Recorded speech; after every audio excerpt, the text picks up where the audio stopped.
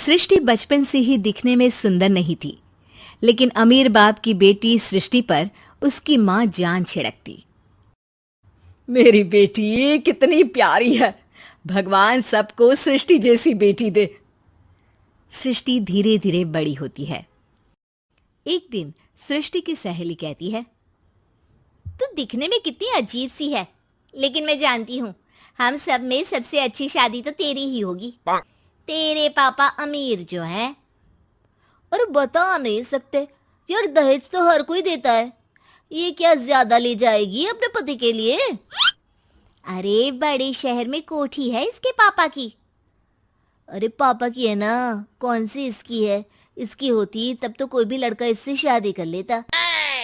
अरे पापा की मतलब पापा की है तो मेरी ही है ना? किसने कहा? अब तेरी तो तब होगी ना जब तेरा भाई ना हो। वैसे भी शादी के बाद सारी प्रॉपर्टी भाई के नाम होती है।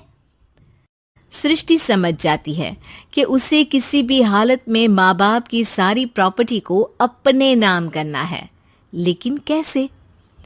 एक दिन सृष्टि का भाई शीनू कहता है, बहन क्या कर रही है? तुझसे एक बात करनी है। अरे हाँ हाँ करना, मैं तो तेरी बहन हूँ। बहन मेरी लाइफ में ना एक लड़की है, बहुत अच्छी है। मैं सोच रहा हूँ माँ और पापा से बात करूँ शादी के लिए। सृष्टि को समझ में आ जाता है कि भाई की शादी होते ही भाभी उसे एक दिन भी घर में बर्दाश्त नहीं करेगी।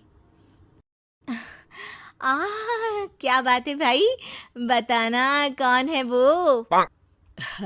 यार वो बहुत अच्छी लड़की है, पढ़ी लिखी है, मेरे साथ जॉब भी करती है।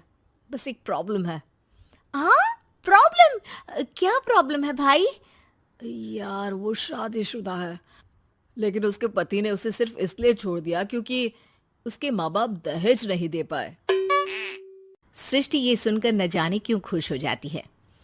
अरे भाई तो क्या हुआ, लड़की तुझे तो पसंद है ना? शीनू को लगता है कि बहन उसे समझ रही है। वो इस बात से अनजान होता है कि उसकी बहन की मंशा पूरा घर हड़पने की है। सृष्टि अपनी माँ से कहती है, मम्मी मुझे तो बहुत चिंता है, पता है शीनू क्या कर रहा है? अरे क्या कर रहा है, वो तो काम पर जाता है और वापस घर आता है। नहीं ना माँ, वो यही तो नहीं कर रहा, बाकी सब कर रहा है। आपको पता है उससे प्यार है, और वो भी एक शादीशुदा लड़की से। ये क्या हो गया, मैं सोसाइटी में क्या मुंह दिखाऊंगी? अरे तेरे पापा तो यही कहेंगे कि मैंने ही उसे बिगाड़ दिया है। माँ देखो, मेरी बात मानो, पापा पर भी विश्वास करने की जरूरत नहीं है। अब आप ही बताओ, पापा इतनी देर घर के बाहर रहते हैं क्यों, बोलो?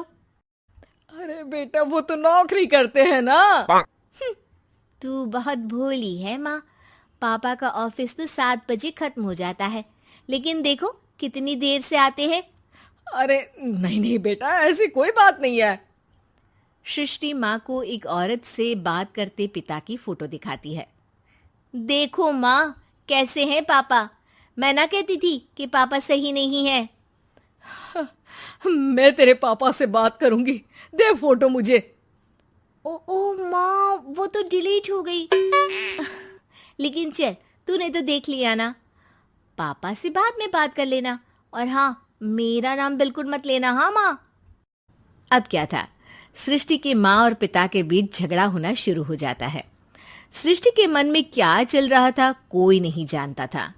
एक दिन, माँ सृष्टि के लिए एक लड़का देखा है, वो लोग शाम को उसे देखने आने वाले हैं। और हाँ माँ, एक खुशखबरी, मैं और पापा मिलकर एक नया बिजनेस ट्राई कर रहे हैं। शाम को लड़का आता है, सांवले रंग का। सृष्टि को तो बिल्कुल भी पसंद नहीं आता।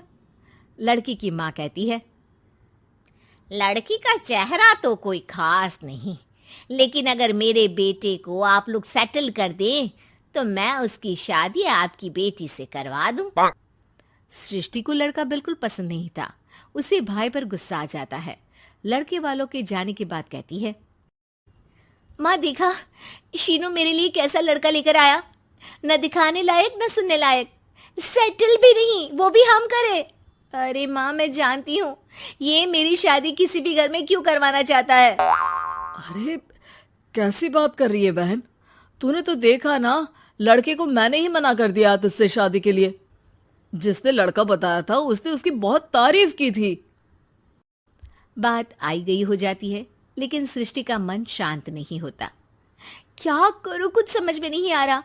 मेरी शादी हो गई तो ये लोग पूरी प्रॉपर्टी शीनू के नाम कर देंगे, मेरे हाथ तो कुछ लगेगा ही नहीं। तभी सृष्टि को आइडिया आता है। वो किसी वकील को फोन करती है। जी देखिए, अगर आपके मम्मी पापा का तलाक हो जाता है तो आपके पिता की आधी प्रॉपर्टी आपकी माँ के नाम हो जाएगी, फिर उसे वो किसी को भी दे सकती है। सृष्टि अब माँ को बेटे के खिलाफ भरती है। माँ, शीनू पर नजर रखा करो, वो जिस लड़की के प्यार में है ना वो शादीशुदा है।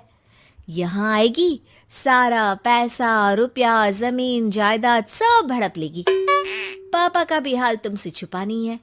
ऐसा ना हो कि मैं और आप एक दिन सड़क पर भीख मांगे। हे भगवान, मैं तो जीते जी मर जाऊंगी अगर ऐसा हो गया तो। ऐसा हो गया नहीं माँ, ऐसा ही होगा। अभी समय है, आगे का सोच लो। मैं तो कहती हूँ पापा से आधी प्रॉपर्टी लेकर अलग हो जाओ। पापा की आधी प्रॉपर्टी भी हम लोगों को अगर मिल जाती है ना तो अगले 7 जन्म सफल समझो। बेचारी माँ बेटी के कहने पर पति से तलाक लेकर अलग हो जाती है। सृष्टि अब पैसों से गाड़ी और अपने दूसरे महंगे शौक पूरे करने लगी। उसके दोस्त भी उसके पैसे इस्तेमाल करते। सृष्टि, कल तुम कहाँ थी? मैं सारा दिन घर पर अकेली थी। तो मैं क्या करूं? मैंने ठेका तो नहीं लिया है ना तुम्हें संभालने का। माँ को सृष्टि से ये उम्मीद नहीं थी। वो बैठकर रोने लगती है। वहीं उसका पति यानी कि सृष्टि के पिता आ जाते हैं। मैं जानता था कि तुम्हारा यही हाल होगा, तो आपने मुझे रोका क्यों नहीं? मैं रोकता तो तुम रुकती क्या? सृष्टि के कहने पर तुमने मुझ पर अपने बेटे पर शक किया, लेकिन तुम ये भूल गई कि कैसे हम दोनों ने मिलकर जीवन में इतना सब खड़ा किया। माँ पति के गले लग जाती है। मुझे माफ कर दीजिए, मैंने आपकी कमाई का एक बड़ा हिस्सा गवा दिया। कोई बात नहीं, तुम साथ हो तो मैं ऐसी 7 प्रॉपर्टी खड़ी कर दूंगा। तभी वहां सृष्टि आ जाती है रोते हुए। माँ, मयंक ने मुझे छोड़ दिया। वो बोल रहा था जब तक मेरे पास पैसे थे तब तक ही वो मेरे साथ था। पापा, माँ, मुझे माफ कर दीजिए।